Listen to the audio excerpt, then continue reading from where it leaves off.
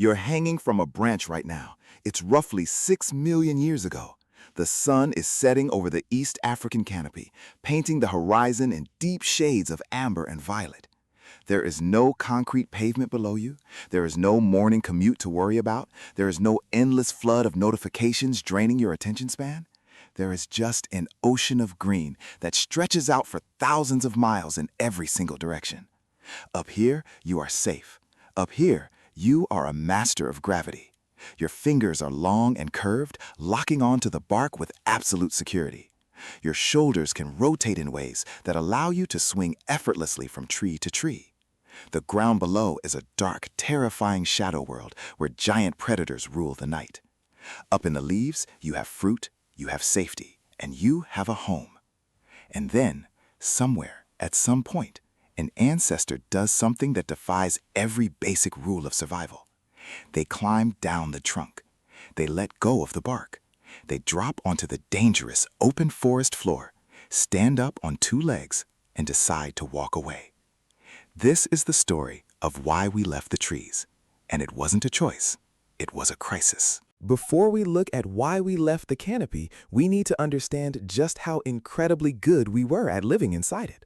We often look at modern human bodies and think we are entirely built for the ground. But if you look closely at your own anatomy right now, you can still see the physical ghosts of a life spent in the leaves. Think about your hands. When you wrap your fingers around a pull-up bar or a steering wheel, your grip is remarkably strong. For an infant human, that grip is an involuntary reflex. A newborn baby can support its own body weight just by hanging from your fingers. This is not a random evolutionary quirk. That reflex is millions of years old. It is the exact same grip that kept your ancestors from falling to their deaths while their mothers leaped through the branches. Our shoulders are another biological miracle inherited from the canopy. Most quadrupeds, like dogs or horses, have shoulders fixed to the sides of their bodies. They can move their legs forward and backward, but they cannot swing them in a wide circle. Your shoulders, however, can rotate a full 360 degrees. This incredible range of motion did not evolve so you could throw a baseball or reach for a coffee mug on a high shelf. It evolved because our ancestors practiced a specialized form of movement called brachiation. We were built to swing. Even our vision is a direct product of the treetop life. We have stereoscopic, three-dimensional sight with advanced color perception. In the canopy, if you misjudge the distance to the next branch by even a few inches, you die. If you cannot tell the difference between a ripe red piece of fruit and a poisonous green leaf, your lineage ends. We became smart, visual, highly coordinated creatures because the trees demanded it. So, if the canopy was such a perfect cradle, why disrupt it? Leaving the trees makes absolutely no sense from a survival perspective. The ground was flat, exposed, and crawling with monsters that could run twice as fast as any ape. To make that leap, something fundamental had to break. The perfect machine didn't just decide to leave its home, the home itself began to vanish. The transition from the trees to the ground was not triggered by a sudden spark of human genius. It was driven by a massive, slow-motion environmental catastrophe that literally altered the surface of the planet. Around 10 million years ago, the climate of East Africa began to shift. Before this period, the entire region was covered in a thick, continuous blanket of dense tropical rainforest. An ape could travel across the entire continent without ever touching the dirt. It was a single, uninterrupted ecosystem of green. But then, deep beneath the Earth's crust, tectonic plates began to pull apart. The ground fractured, creating what we now call the East African Rift Valley. As the land tore open, giant walls of earth and massive mountain ranges rose up into the sky. These new mountains acted like giant geographic shields, blocking the warm, moisture-heavy winds coming off the Indian Ocean. This created a severe rain shadow effect. The continuous rains that had fed the great African rainforest for millennia suddenly began to dry up.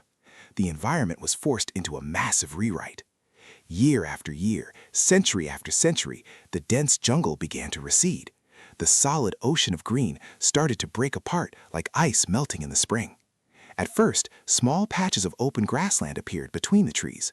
Then those patches grew larger. The trees were being pushed farther and farther apart. What used to be an endless canopy was transforming into a patchwork woodland, and eventually, into an open, sun-bleached savanna. Imagine being an arboreal ape during this transition. You live in a cluster of trees, eating fruit and staying safe. But within a few generations, that cluster runs out of food. You look out across the horizon, and the next grove of trees is now 50 yards away. To get to your next meal, you can no longer just reach out and grab a branch.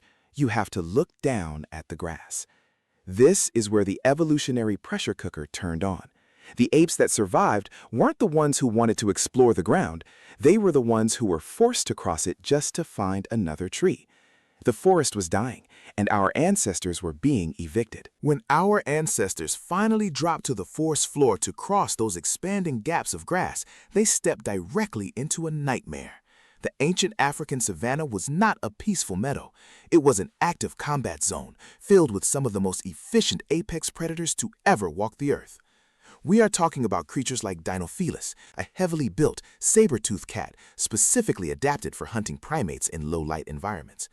We are talking about giant hyenas the size of small bears, and ancestral lions that were larger and faster than anything alive today. In the trees, an ape can easily outclimb a cat. On the open ground, an ape is just a slow-moving package of calories. When a typical primate tries to move on the ground, it uses knuckle-walking. Chimpanzees and gorillas do this today. They fold their hands and use all four limbs to hustle across the dirt. It is a fantastic system for short distances, but it has a major structural flaw. It is incredibly expensive in terms of energy. A chimpanzee burns roughly 4 times more energy walking a mile on the ground than a human does. Furthermore, knuckle-walking keeps your head low to the ground. In tall savanna grass, a low head means you are functionally blind to oncoming threats. You cannot see the predator stalking you until it is already leaping through the air. This is where bipedalism, walking on 2 legs, emerged as a brutal, necessary survival hack. It was not a sudden, graceful transition. It was a messy, anatomical modification. To stand up straight, our ancestors had to completely reshape their skeletons over hundreds of thousands of years. The pelvis had to shorten and widen to support the weight of the upper body. The spine had to bend into an S shape to act as a shock absorber.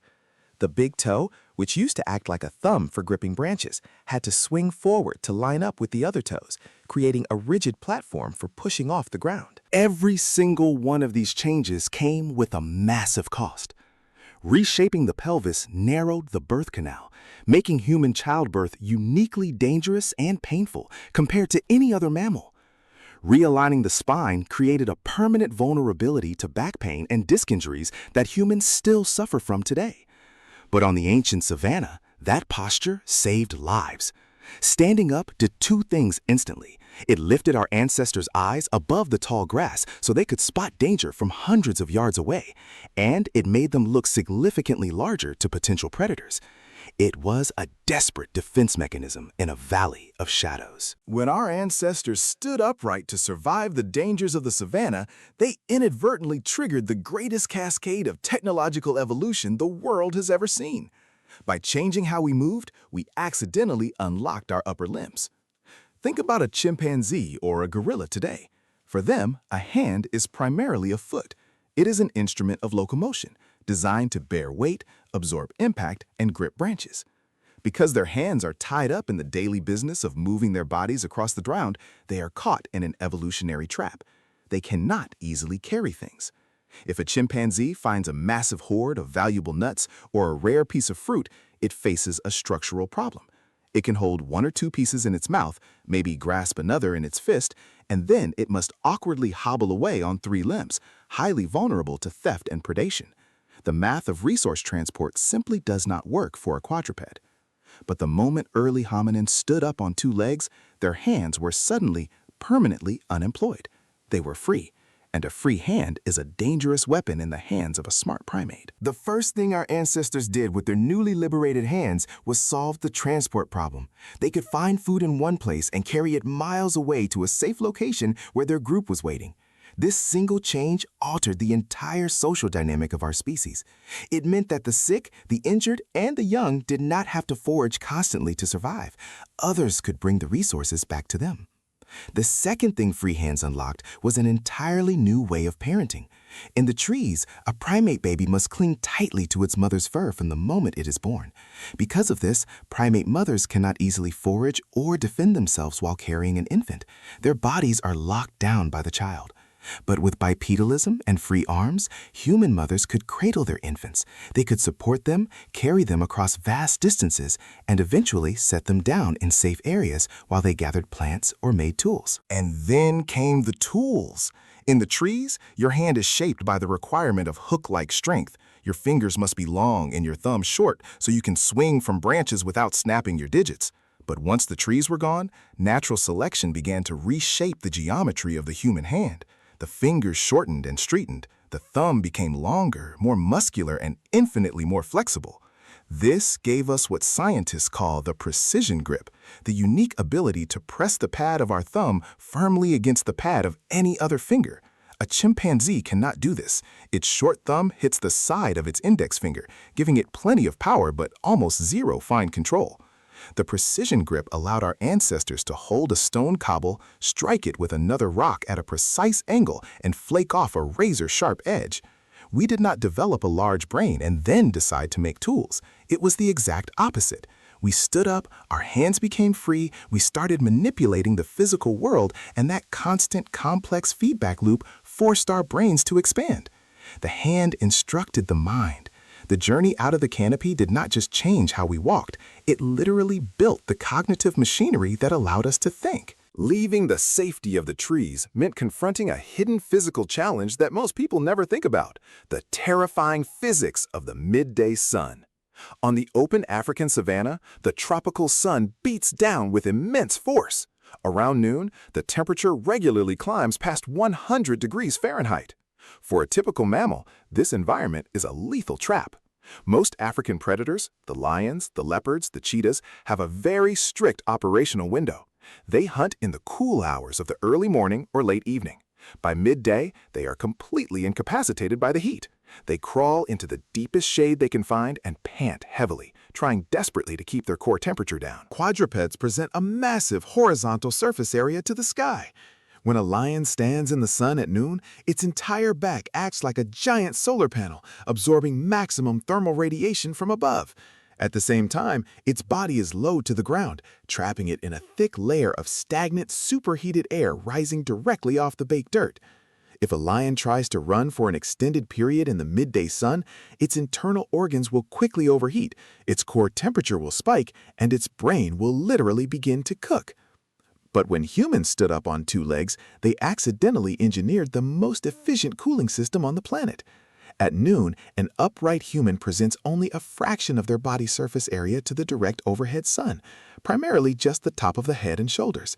Furthermore, by standing tall, our ancestors lifted their heads and torsos out of the superheated ground-level air boundary and pushed them up into the higher, faster-moving air currents where breezes could cool them down. But the real engineering miracle happened at the level of our skin. To survive the heat of the open plains, our ancestors did something unprecedented among primates. We shed our thick coat of insulating body fur. And to replace that fur, we multiplied our eccrine sweat glands until we had between 2 and 5 million of them covering our entire bodies. Most mammals cool themselves through panting, which is a slow, inefficient process that relies entirely on moving air through the lungs. Humans, however, cool themselves through whole-body evaporative sweating. We can pump massive amounts of water out through our skin, allowing the passing wind to evaporate the moisture and strip heat directly away from our bloodstream while we are actively moving. This turned ancient humans into the ultimate endurance machines. We could do something no other animal on Earth could handle. We could operate in the dead center of the noon heat. This was the birth of persistence hunting. Our ancestors did not need to be faster than a kudu or a zebra, they just had to be relentless. They would find an animal at midday, startle it, and force it to run. The animal would sprint away, generating massive amounts of internal heat. The humans would slowly, steadily walk or jog after it, tracking its footprints through the dust. Every time the animal tried to stop in the shade to cool down, the humans would appear out of the tall grass, forcing it to run again. Within a few hours, the animal's cooling system would completely fail. It would collapse from heat stroke, paralyzed by its own internal temperature, unable to move a single muscle. The apes that were once slow, fragile, and clumsy on the ground had used their vertical posture to become the most relentless, unstoppable endurance predators on the face of the earth. We treat our modern lifestyle like it is completely normal. We live in vertical concrete high-rises that mimic the height of ancient trees. We sit in padded ergonomic chairs for 8 hours a day. We walk on smooth, level asphalt sidewalks and buy our food in climate-controlled grocery stores where nothing is hunting us. We look at ourselves as creatures entirely detached from the wilderness, masters of a synthetic landscape that we designed from scratch. But if you look closely at the daily frustrations of your own body, you will quickly realize that you are still paying the biological tax for a lease we signed millions of years ago. We are an animal caught between two completely different worlds. Every time you experience lower back pain, you are feeling the protest of an S-shaped spine that was hastily re-engineered from an ancestor built to hang horizontally from branches. Every time a human mother undergoes a difficult, dangerous labor, she is navigating the tight, compromised anatomy of a pelvis that had to narrow itself down just so we could walk upright on 2 legs. Our flat feet, our fragile knee joints, our frequent hernias, they are all the living architectural scars of an incomplete evolutionary transition. We forced a tree-dwelling ape to stand up on the ground, and the structural skeleton is still struggling to hold the weight. And yet, that brutal gamble paid off in ways that no other species could have imagined. If we had stayed in the canopy, if the East African forest had never dried up, we would still be there today. We would be safe, we would be comfortable, and we would be entirely anonymous. We would have remained an evolutionary whisper, perfectly adapted to a home that would eventually disappear anyway. Leaving the trees was a terrifying step into the dark. It forced us to trade our speed for our endurance. It forced us to trade our safety for our freedom. It took a creature that was a master of a single vertical home and scattered it across every corner of the planet. The architecture of your body was forged in a crisis that almost wiped us out. We are the apes who let go of the branch. We are the ones who dropped into the grass, faced the monsters, and decided to walk forward into the open plains. We left the canopy behind millions of years ago. But when you look up at a high ridge, or when you find yourself staring out at the open horizon from a high place, you can still feel that ancient, lingering instinct.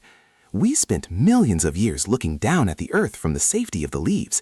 Now we spend our lives looking back up at the stars. The journey is far from over.